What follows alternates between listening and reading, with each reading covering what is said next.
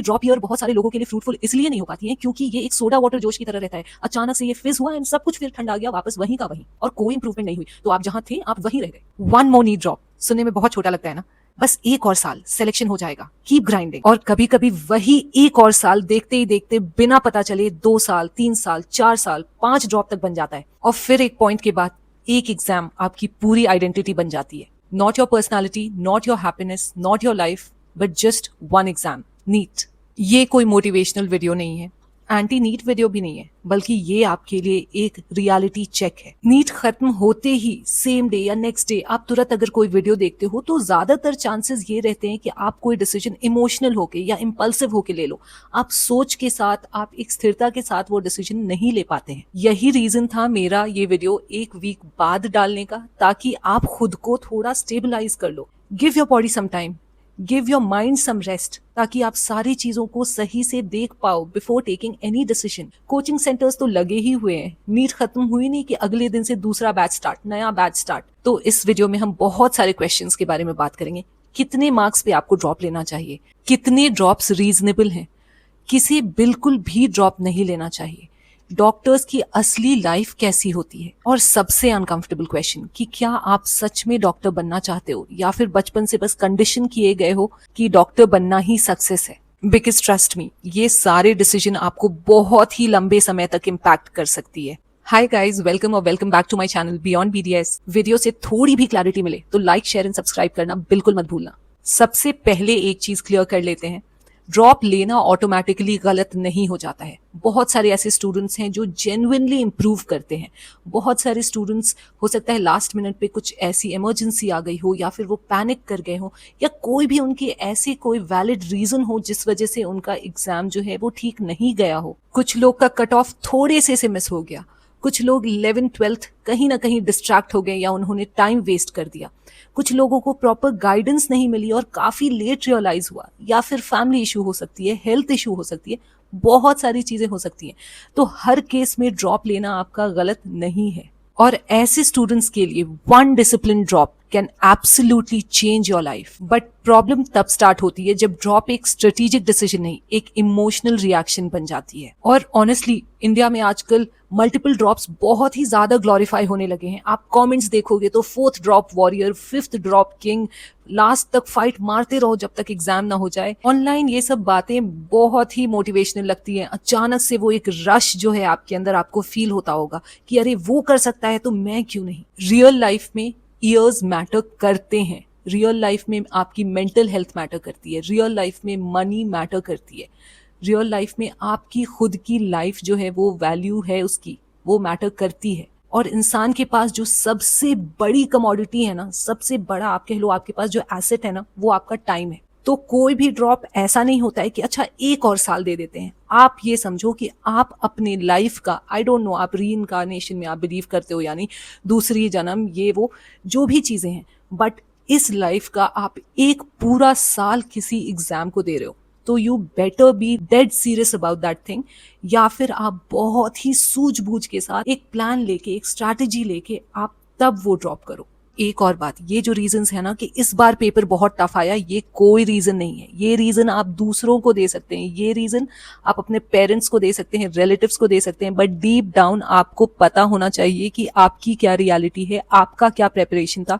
आप खुद से तो ये बात झूठ नहीं बोल सकते। और अगले साल का क्या पता कैसा पेपर हो, हर साल तो कुछ ना कुछ पैटर्न में चेंजेस रह रहे हैं। अगले साल भी अगर ऐसा ही कुछ ट्रिकी पेपर आ गया, कुछ ऐसा ही टफ पेपर आ गया, लेंदी पेपर आ गया, एग्जाम पेपर लीक हो गया, कुछ भी ऐसे एग्जाम के सिनेरियोज हो गए, फिर क्या, फिर आप किसको रीजन दोगे। सबसे पहले बात करते हैं नीट के करंट सिनेरियो की। आजकल जो नीट का कॉम्पिटिटिव एग्जाम हो गया है वो बिल्कुल भी नॉर्मल नहीं रहा। The competition is over the roof. हर साल रफली 20 से 25 लाख स्टूडेंट्स नीट एग्जाम में प्रिपेयर कर रहे हैं, लेकिन जो गवर्नमेंट सीट्स हैं वो तो काफी लिमिटेड हैं। हर साल कट ऑफ बढ़ रहा है, कंपटीशन बढ़ रहा है, और जो एग्जाम का स्ट्रेस है, जो एग्जाम का प्रेशर है, वो बढ़ रहा है। एक टाइम था 550 नंबर ले आना बहुत बड़ी चीज मानी जाती थी, काफी स्ट्रॉन्ग स्कोर माना जाता था। लेकिन आज के डेट में जो 600, 620, 650 भी स्कोर कर रहे हैं ना, वो भी कहीं ना कहीं डाउट में ही है कि उनको पता नहीं क्या मिलेगा। इसी पैनिक में बहुत सारे स्टूडेंट्स रिजल्ट आने के तुरंत बाद ही बोल देते हैं ड्रॉप ले लेता हूं। बट आपको खुद से एक ऑनेस्ट सवाल पूछना बहुत ही जरूरी है, क्या मैं एक्चुअली क्लोज हूं सिलेक्शन के, या मैं इमोशनली नहीं मूव ऑन कर पा रहा हूं। There is a huge difference और आपको ये खुद ही एनालाइज करना पड़ेगा। आप सबसे झूठ बोल सकते हो, आप खुद से नहीं झूठ बोल सकते हो कि आपकी क्या तैयारी है, आपके क्या गैप्स रहे हैं। Okay, so before we start, pause this video and आप कमेंट करो कि आपने कितने ड्रॉप्स लिए हैं, आपके हिसाब से कितने ड्रॉप्स रीजनेबल हैं, और आपको क्या लगता है क्या लैग्स या फिर क्या गैप्स रह गई हैं आपके एंड से। क्योंकि अभी जो आप कमेंट करोगे ना, वो आप एकदम अपना honest without listening to anything आप कमेंट डालोगे, और वीडियो पूरी देखने के बाद आप उस चीज पे कॉन्टेम्पलेट कर पाओगे कि आपने क्या लिखा है, क्या रीजंस हैं। अब प्रैक्टिकल बात करते हैं, किस स्कोर पे ड्रॉप लेना वर्थ इट है। अगर आपका मार्क्स 500 to 600 के बीच में आ रहा है नीट में, तो ये स्ट्रॉन्गेस्ट कैटेगरी है ड्रॉप लेने के लिए, क्योंकि यहाँ स्टूडेंट्स जो हैं वो जेन्युइनली क्लोज रहते हैं। बहुत सारे छोटे मोटे रीजंस हो सकते हैं, हो सकता है रिवीजन ठीक से नहीं हुआ, हो सकता है ठीक से मॉक उन्होंने नहीं दिया या इनफ मॉक्स उन्होंने नहीं दिए, हो सकता है लास्ट मिनट कुछ ना कुछ ऐसी हेल्थ इश्यूज आ गई, या फिर आप पैनिक कर गए, हो सकता है कुछ सिली मिस्टेक्स हो गई आपकी OMR शीट में। तो यहाँ पे एक फोकस ड्रॉप आपका जेन्युइनली सिलेक्शन में कन्वर्ट हो सकता है। अगेन मैं कहूंगी, अगर आपकी मेंटल हेल्थ अलाउ करे तब। अब बात करते हैं जिनके मार्क्स 400 to 500 के बीच में आए हैं, still reasonable in many cases, क्योंकि बेसिक्स जो हैं आपकी वो तो कम से कम कहीं ना कहीं क्लियर रहती हैं। इन केसेस में अगर आप अपनी स्ट्रैटेजी को एनालाइज एंड इम्प्रूव करो, जैसे रिविजन्स, मॉक्स, वीक सब्जेक्ट पे काम करना, PYQs, तो इम्प्रूवमेंट रियलिस्टिक बिल्कुल हो सकती है। अब आते हैं अनकंफर्टेबल ट्रुथ पे। अगर आपकी स्कोर 300, 350 एंड बिलो है, serious preparation and multiple attempts के बाद भी अगर आपका स्कोर जो है वो कहीं ना कहीं 300, 320 ऐसे फंसा हुआ है, और आपको समझ में नहीं आ रहा है कि आपसे मिस कहाँ पे हो रहा है, आपके हिसाब से आप वो सारी चीजें कर रहे हैं जो आपको करनी चाहिए, then taking another drop year blindly बहुत ही रिस्की सिचुएशन हो सकता है। क्योंकि 300 नंबर से 650 नंबर का जो जंप होता है वो एक छोटा जंप नहीं रहता है, और एक साल के अंदर हाँ एक्सेप्शंस हैं, बिल्कुल एक्सेप्शंस हैं, लेकिन एक्सेप्शंस ही हैं वो। It's almost like rebuilding your preparation from zero again. Possible है हाँ, लेकिन कॉमन है बिल्कुल भी नहीं, बहुत बहुत ही रेयर है ये। कम से कम खुद को तो आप एक फेक मोटिवेशन नहीं दो, क्योंकि क्या वो चीज थी जो आपने नहीं की, और क्यों वो जो गैप्स रहे हैं वो आपने नहीं की, ये रीजन तो आप ही जानते हो, आप ही खुद को बता सकते हो। इनिशियली जब ड्रॉप लेने का टाइम रहता है ना, तो बहुत सारे स्टूडेंट्स अचानक से बहुत ज्यादा सीरियस हो जाते हैं कि नहीं, इस साल तो मैं फोड़ ही दूंगा, इस साल तो मैं कुछ ना कुछ तो करके ही निकलूंगा। लेकिन ज्यादातर चांसेस में क्या होता है ना, कि ड्रॉप ईयर बहुत सारे लोगों के लिए फ्रूटफुल इसलिए नहीं हो पाती है क्योंकि ये एक सोडा वाटर जोश की तरह रहता है। अचानक से ये फिज हुआ एंड सब कुछ फिर ठंडा गया, वापस वहीं का वहीं, और कोई इंप्रूवमेंट नहीं हुई, तो आप जहां थे आप वहीं रह गए। अब एक कंट्रोवर्शियल क्वेश्चन पे आ जाते हैं कि कितने ड्रॉप्स लेने चाहिए या कितने ड्रॉप्स रीजनेबल हैं। मुझे लगता है एक ड्रॉप बहुत सारे सिचुएशंस में बहुत रीजनेबल है, अगर कोई भी स्टूडेंट खुद को एक ऑनेस्ट चांस देना चाहता है। क्योंकि क्या होता है ना, 10th के बाद बहुत सारे स्टूडेंट्स को सीरियस होते होते लेट हो जाता है, सही टाइम पे सही गाइडेंस नहीं मिल पाता है, या फिर 12th का भी उन्होंने काफी प्रेशर ले लिया, किसी ना किसी रीजन से उनकी जो भी गैप्स रही हैं वो समझ पाते हैं कि हाँ ये गैप्स मेरी रही हैं, इस पे मैं सीरियसली काम करूंगा या करूंगी। तो इस केस में एक ड्रॉप जो है, एक चांस जो खुद को देना है, वो बहुत रीजनेबल हो जाता है। बहुत सारे स्टूडेंट्स टाइम रहते ही नीट एग्जाम की जो सीरियसनेस है, जिस लेवल का प्रिपरेशन चाहिए होता है, वो नहीं समझ पाते हैं। सेकेंड ड्रॉप की बात करते हैं, तो वहां आपको तभी सेकेंड ड्रॉप लेना चाहिए अगर आपने अपनी गैप्स जो है वो समझ रखी है, इंप्रूवमेंट का स्कोप आपको दिख रहा है, आप मेंटली टायर्ड नहीं हो, आप थक नहीं गए हो कि नहीं मैं बहुत परेशान हो गया हूँ, क्या चल रहा है। तो अगर आप इस माइंडसेट के साथ ड्रॉप लोगे, तो let me be very clear to you, बहुत लोगों का ड्रॉप के बाद मार्क्स गिरता भी है नीट में, और उसके ज्यादातर जो रीजंस होते हैं वो यही रहता है, मेंटल फटीग।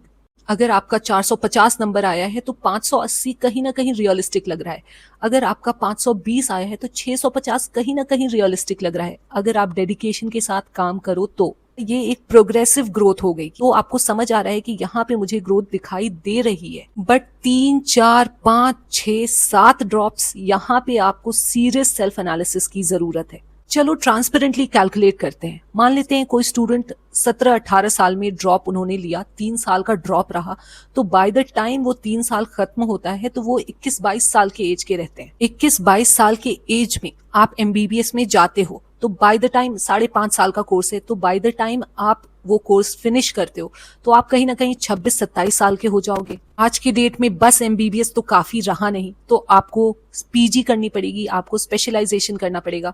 जो एवरेज टाइम स्पैन है जो कोई भी स्टूडेंट लेता है पीजी क्लियर करने के लिए, वो है 2 साल। तब आप जब तक पीजी करके निकलते हो तो आपकी एज 31-32 हो जाती है। अगर आपको सुपर स्पेशलाइजेशन करनी है या कुछ और चीजें करनी है तो और भी साल आपके लगते हैं इसमें। 3 ड्रॉप के साथ आप ये पूरा प्रोसीजर अगर समझ लो तो लगभग आपका 15 साल का इन्वेस्टमेंट लग जाता है by the time you are out in the market to earn. और अब आपकी एज जो है 32 to 33 ईयर्स हो गई, अब आपने कमाना शुरू किया है।